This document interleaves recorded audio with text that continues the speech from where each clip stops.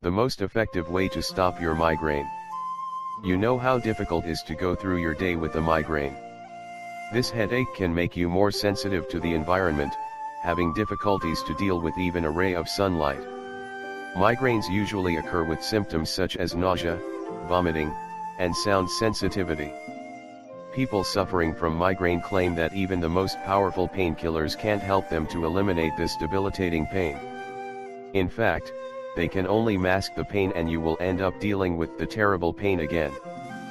Fortunately, there is a natural way to treat migraines. There are many herbs and plants that can stop the pain and solve your problem. Today, we have an effective remedy for you that is completely natural and can provide amazing results. To prepare this remedy you will need only 2 ingredients, lemon juice and Himalayan salt. This mixture can block the pain and treat the root cause of your migraine.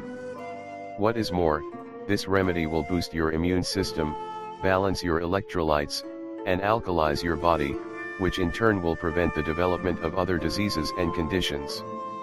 How to prepare the remedy? Needed ingredients: a glass of water, lemon juice, from 1/2 a lemon, 1/2 a teaspoon of Himalayan sea salt.